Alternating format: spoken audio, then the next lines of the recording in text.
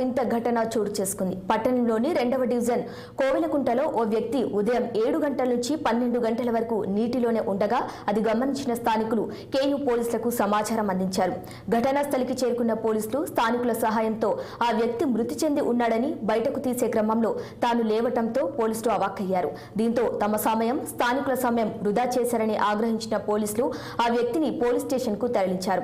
ఎందుకు ఆ వ్యక్తి నీటిలో అలా ఉండాల్సి వచ్చిందనే కోణంలో పోలీసులు సమాచారం సేకరిస్తున్నారు. నెల్లూరు జిల్లా కావలికి చెందిన వ్యక్తిగా పోలీసులు గుర్తించారు. ఎందుకు అనుకున్న వాళ్ళ ఈ చల్లదనానికి ఎండకు చేయలేక కన్నీటి ఓడిపోయి వచ్చిన గెలవలేక ఏం చేసావు? 10 రోజుల నుంచి గణేట్ చేత నాతో గట్టించి నా కష్టం దోచుకొని గణేట్ రాయ్